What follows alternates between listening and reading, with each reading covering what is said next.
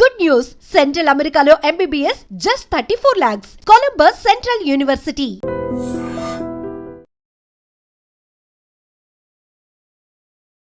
నమస్కారం, welcome to I dream. ధర్మ మార్గం విత్ విచిత కార్యక్రమానికి స్వాగతం.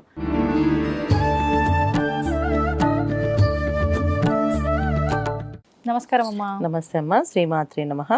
అమ్మ, నిత్య దీపారాధన ఖచ్చితంగా చేయాలి ప్రతి ఇంట్లోనూ అని అంటూ ఉంటారు. కానీ ఈ మధ్య కాలంలో ఇంటి యజమాని మగవారు చేస్తే మంచిది అన్నారు, కానీ మగవారు చేసేవాళ్ళు చాలా తక్కువ ఉన్నారు. ఆడవారే చేస్తూ ఉంటారు నిత్య దీపారాధన. కానీ ఆడవారు కూడా ఈ మధ్య కాలంలో వృత్తిరీత్యా బయటకి వెళ్ళటం వల్ల వాళ్ళకి హరిబరి జీవితంలో చేయటానికి వీలవ్వక అరే చేయలేకపోయామనే బాధ ఉంటుంది. చేయాలంటే టైం అడ్జస్ట్ అవ్వట్లేదు. ఇదంతా ఎలా మేనేజ్ చేసుకోవాలి? నిత్య దీపారాధన ఎలా చేసుకోవాలంటారు అటువంటి వారు? అంటే ఇప్పుడు మీరు అడిగిన దానికి రెండు అర్థాలు చెప్పొచ్చు నాన్న. ఒకటేమో నచ్చినట్టు చేసుకోవచ్చు చెప్పచ్చు, అది ఇంకా అడ్వాంటేజ్ తీసుకొని చాలా మంది ఇంకా చేయడం మానేస్తారు. అంతే. ఇంకో విషయం ఏంటంటే, మన ఇంట్లో పసిపిల్లలు ఇంట్లో ఉన్నారనుకోండి, మనం ఉద్యోగం చేస్తున్నాం, వచ్చి బయటకు వెళ్ళాల్సింది, ఆ పిల్లలకి కావాల్సిన సదుపాయాలు చేసి వెళ్తామా, వదిలేసి వెళ్తామా? ఆయమ్మ ఉంది, ఆయమ్మ చూసుకుంటుంది, పైన పెద్దవాళ్ళు ఉన్నారు, వాళ్ళు చూసుకుంటారు. అయినా ఎంతమంది ఉన్నా సరే మన పిల్ల కనుక కొంచెం ఖచ్చితంగా ప్రాణం కొట్టుకుంటుందా కొట్టుకోదా? అవును అవును. సో భగవంతుడిని ఎప్పుడైతే మనం ఆ రూపంగా మనం తీసుకోగలిగితే మనకి ఇది కష్టం అనిపించదు. అంటే ఎన్నో ప్రోగ్రామ్స్ మనం ప్లాన్ చేసుకున్న రోజుల్లో టైంలో ఇది ఆ టైం అనేది మెయింటైన్ చేయడం అనేది ఒక 5 to 10 minutes అనేది ఈజీగా చేసుకోగలం. కాకపోతే ఏంటంటే ఇక్కడ చేయలేను అని ఒక తప్పించుకోవడానికి అవకాశాలు ఉన్నాయి కనుక చెప్పేస్తున్నాం. అదే తప్పించే అవకాశమే లేదు అన్నప్పుడు పసిపిల్ల ఖచ్చితంగా మనం కంపల్సరీగా ఆయమ్మ చూసుకున్నా ఆయమ్మ వచ్చే టైంకి మనం కనీసం ఆమెకి రెడీగా పాలు కనిపించాలి. అప్పటికే పాల డబ్బాలో పోసి పడుతుంది. సో ఆ పాలని మనం కాచాలని అన్న ఫీలింగ్ మనకు ఉంటుంది కదా. అలాగే విషయంలో భగవంతుడి విషయంలో మనం అలా నిర్ణయాలు తీసుకుంటే, సో మనకి ఆయన అలా చేస్తే ఆయన ఏం చేస్తాడంటే మనకి టైం ఇస్తాడు. నువ్వు ప్రశాంతంగా చేసుకెళ్ళి పూజకి, నిన్ను ఎవరు ఆపుతారు, అసలు హ్యాపీగా వెళ్ళు అని చెప్పి భగవంతుడు మనకి టైం ఇస్తాడు. అంటే మనకి ప్రయారిటీ ఎప్పుడైతే ఇచ్చామో భగవంతుడికి, మనకి లైఫ్లో ప్రయారిటీ ఇస్తాడు ఆయన. సో మీ లైఫ్కి ప్రయారిటీ కావాలి అంటే మన భగవంతుడి ఆరాధన అనేది చేసుకోవాలి. అయితే దీపం వెలిగించే పరిస్థితి రాలేనప్పుడు, నిజంగా రాదు అన్నప్పుడు సింపుల్ ఏంటంటే, దీపం అనేది ఏంటంటే ఇంటికి ఇల్లాలు దీపం అని చెప్తాను. అంటే ఏంటి అంటే, పొద్దున్నే లేచి స్నానం ఆచరించి ఏదైతే స్టవ్ వెలిగిస్తామో అదే దీపం. దాన్ని ఫస్ట్ దీపం కింద అన్నారు. భగవంతుడి దగ్గర సపరేట్ దీపం కాదు.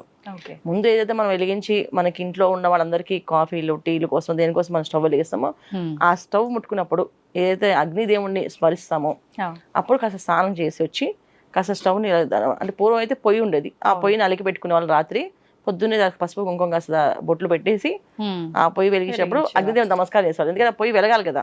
అప్పుడు కట్టెలన్నీ వెలగలేదు అనుకోండి, ఒక రోజు ఏం చేసావు, అవి వెలిగేవి కాదు. ఎంతసేపు వెలిగించినా వెలిగేవి కాదు. చాలా కష్టం అయిపోయి అందరూ లేచేస్తుండే వాళ్ళు, కాఫీలు కావాలి, టిఫిన్లు కావాలనేసి. అప్పుడు ఖచ్చితంగా దేవుడు దేవుడు దేవుడు అని చెప్పి అనుకుంటేనే అది వెలిగించేవాళ్ళు కట్టెల్ని. ఇప్పుడు ఏంటి మనకు వచ్చింది, గ్యాస్ స్టవ్ వచ్చేసి చక్కెర కొడితే ఆన్ అయిపోతుంది. కొంతమంది జస్ట్ ఇలా ఆన్ చేస్తే ఆన్ అయిపోతుంది. దాంతో ఏంటంటే లేవడం బెడ్ నుంచి లేవడమే వెళ్ళి స్టవ్ ముట్టుకొని వెలిగిస్తున్నారు. ఇది దోషం కింద మారుతుంది. దీనివల్ల ఏంటంటే మనకి ఏ పని చేయాలన్నా, సో చుట్టూ మనకి బాడీలో ఏంటంటే రజోగుణం అనేది పెరుగుతుంది. ఏదైతే స్నానం ఆచరిస్తామో అప్పుడు సాత్విక గుణం అనేది ఉంటుంది. మనలో 3 గుణాలు ఉన్నాయి. సో ఈ 3 గుణాల్లో ఎక్కువగా వాడేది రజోగుణమే. సో తామసం కూడా ఉంది కదా, అది చాలా తక్కువగా రజోగుణం ఎక్కువ పెరుగుతుంది. సరే ఫాస్ట్గా అయిపోవాలి పని, ఫాస్ట్గా టైం సరిపోతుంది అని చెప్పి పరిగెడతాం కదా. ఈ పరిగెట్టే ప్రాసెస్లో చేసే పనులు కొన్ని మిస్టేక్స్ మన జీవితాన్ని ఇంకా ఇంకా వెనక్కి తీసుకెళ్తుంది. ఇప్పుడు పూర్వం చూడండి, ఒకే యజమాని సంపాదిస్తే ఇంటిల్లిపాది హాయిగా తిని హాయిగా ఉండేవాళ్ళు. ఇవాళ ఇంట్లో ఉన్న అందరూ సంపాదించినా హాయిగా తినలేకపోతున్నారు, హాయిగా ఉండలేకపోతున్నారు. అవునమ్మా. సో ఎందుకు వచ్చింది ఆ కారణం? మనలో చేసే కొన్ని మిస్టేక్స్ అవి మనని శాపాలుగా మారుతున్నాయి. సో దానివల్ల వెనకబడుతున్నాం. మనం ముందుకు వెళ్తున్నాం అనుకుంటున్నాం, కానీ మనం కొన్ని అలవాట్లు వదిలేసి వెనకబడుతున్నాం. సో వచ్చే తరానికి అది ఏం చేయాలి అనేది కూడా తెలియకుండా అయిపోతుంది. ఇలాంటి పరిస్థితికి మనం వెళ్తున్నాం. సో అందుకని ఏంటంటే పెద్దవాళ్ళు ఏం చేస్తారంటే కనీసం మీరు ఇంకా స్టవ్ ఇలా వెలిగిస్తారు కనుక స్నానం చేసి దీపం పెట్టండి దేవుడి దగ్గర అని చెప్పారు. సో దేవుడి దగ్గర ఖచ్చితంగా స్నానం చేసి వెళ్తాం కదా. అందుకని దేవుడి ఇంట్లో దీపం పెడితేనే, ఇంట్లో దీపారాధన జరిగితేనే ఇల్లు కలిసి వస్తుంది, ఇంట్లో దీపం ఉంటేనే ఇల్లు మీకు ఎత్తురిల్లుతుంది అని చెప్పి మన్ని అలా అలవాటు చేశారు, డైవర్ట్ చేశారు. ఇవన్నీ ఎప్పుడు 90s నుంచి ఏదో ఒకటి ఒక దానికి లింక్ చేయకపోతే చేయాలి. వినరు అని చెప్పి వినరని చేశారు. కానీ మన చేసే పని ఏంటంటే పొద్దున్నే లేవగానే స్నానం ఆచరించాలి ఫస్ట్. అది ఇంట్లో లక్ష్మీ స్వరూపం. ఇంటి దీపం వెలిగించడం కంటే ముందు మనం ఇంట్లో శుభ్రమైన బట్టలు వేసుకొని శుభ్రంగా ఉండడం అనేది ముఖ్యం. రెండోది ప్రశాంతంగా నవ్వుతూ లేవడం అనేది ఇంకా ముఖ్యం. సో ఆ రోజు ఎంత బిజీ ఉన్నా నేను చాలా బిజీ అనుకోకుండా నవ్వుతూ భగవంతుడా నన్ను నిద్రపోతే మనం లేచామంటే మనం బతికినట్టే లెక్క. అంతే నిద్ర అవస్థ నుంచి ఒక అవస్థ నుంచి ఇంకో అవస్థకి వెళ్తాం. మళ్ళీ అవస్థ నుంచి బయటపడ్డాము అంటే ఇంకా మనకి ఈ రోజు చేయాల్సిన కార్యక్రమాలు ఇంకా ఉన్నాయా అంటాం.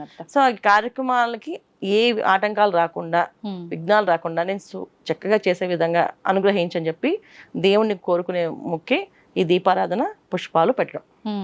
సో ఇలా చేసుకుంటూ వెళ్ళడం. ఈ వీటిని కూడా మనం వద్దు దీని కూడా ఏమైనా ఆల్టర్నేట్ చెప్పమంటే ఇంక మొత్తానికి ఏమి చేయదు అన్న, ఏమి చేయరు, వదిలేస్తారు మొత్తానికి. అప్పుడు మనం వదిలేస్తాం, అప్పుడు పిల్లలకి ఏం నేర్పిస్తాం?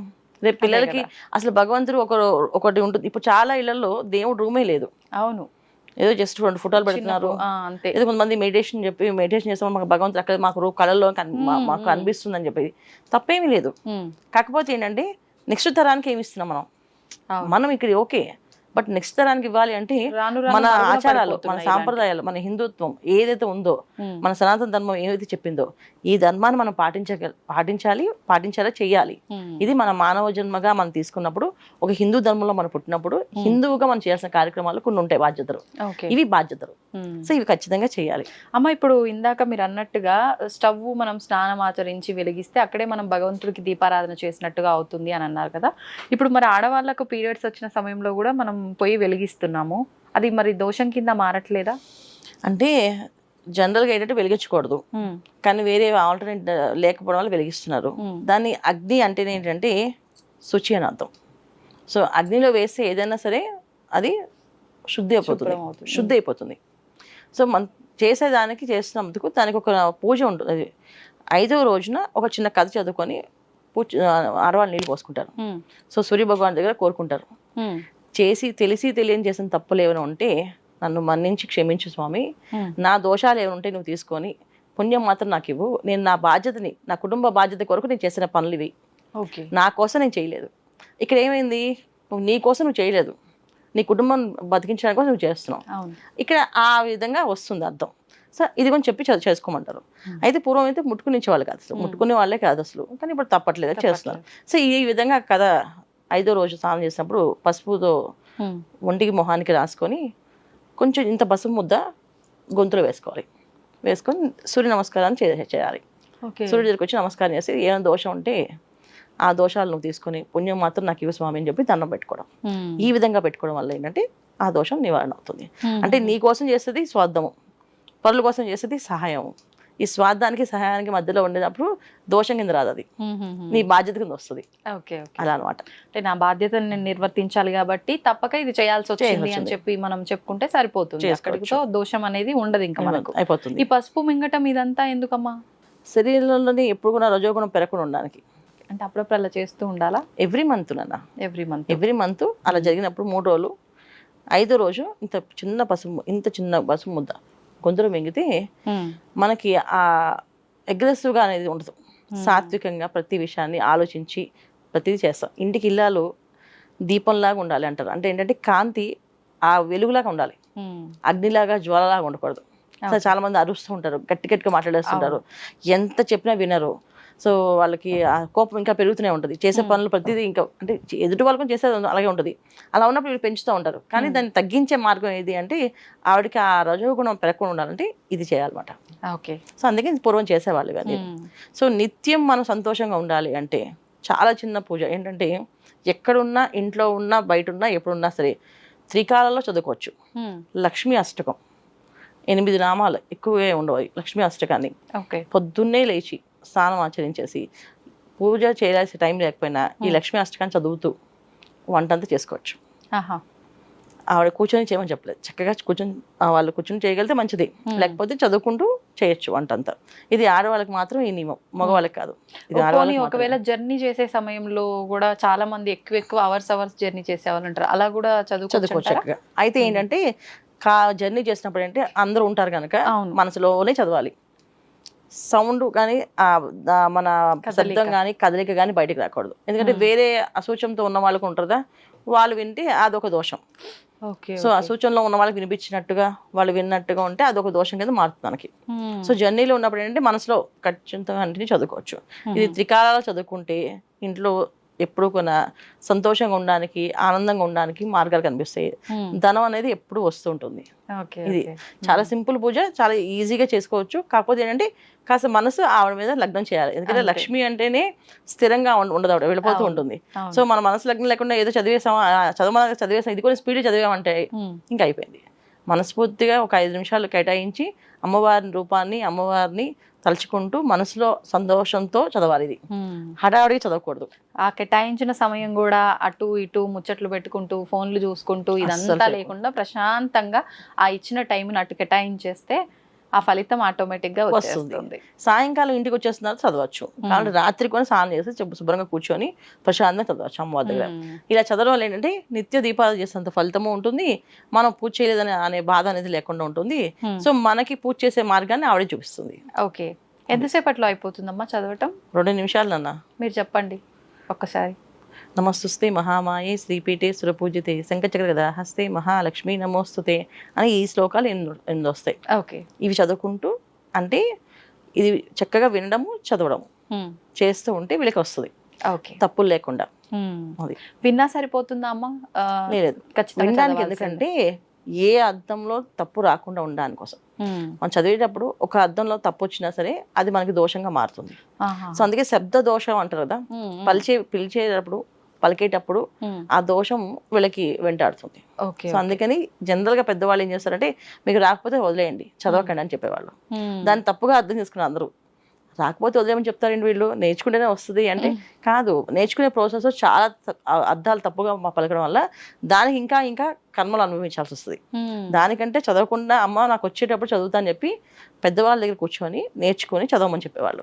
అమ్మ కొన్ని సందర్భాల్లో ఇంట్లో చదువురాని వాళ్ళు పెద్దవాళ్ళు ఉంటే గనక మనం పూజా మందిరంలో కూర్చొని ఏదైనా బుక్స్ ఇలాంటివి చదువుతున్నప్పుడు, ఇలాంటి మంత్రాలు చదువుతున్నప్పుడు గట్టిగా చదువు మేము కూడా వింటామని చెప్పి కూర్చొని నమస్కారం పెట్టుకొని కూర్చుంటూ ఉంటారు. అలాంటి సందర్భాల్లో నిజంగా అది వాళ్ళకి వినిపించేటట్టు చదవడం కరెక్టేనా? ఇప్పుడు మీరు అన్నట్టుగా ఏదైనా తప్పుగా చదివితే మళ్ళీ వాళ్ళకు కానీ మనకు కానీ దోషం వస్తుందంటారా?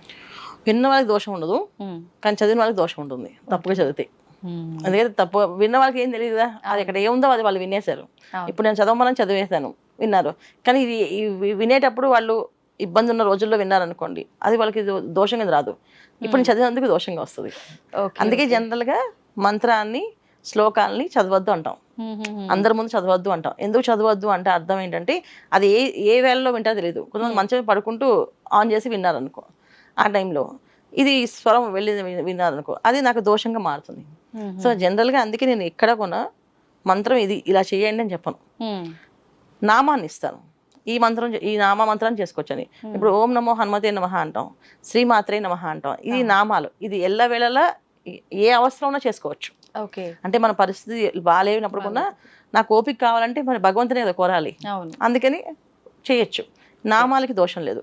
అమ్మ కొన్ని సందర్భాల్లో అంటే ఇంట్లో అందరూ లేవక ముందరే పెద్దవాళ్ళు ఒకరిద్దరు లేచినప్పుడు సుప్రభాతం లాంటివి, దేవుడి పాటలు ఇలాంటివి టీవీలో ప్లే చేస్తూ ఉంటారు, మిగతా వాళ్ళు పడుకునే ఉంటారు, కొన్నిసార్లు వినిపిస్తూ ఉంటుంది నిద్రలో ఉన్న. అటువంటప్పుడు కూడా దోషం ఏమన్నా వచ్చే అవకాశం? అలాంటప్పుడు పెట్టకూడదు జనరల్ గా. ఎందుకంటే మార్నింగ్ లేవగానే పెట్టాలి అనుకుంటే మంగళ వాయిద్యాలది నాదస్వరం పెట్టచ్చు. ఆ శబ్దానికి అందరూ లేస్తారు, అందరూ లేచి శుభ్రంగా వాళ్ళ ఉన్న కార్యక్రమాలు తీర్చుకున్న తర్వాత మనం స్నానం ఆచరించి అది వినాలి.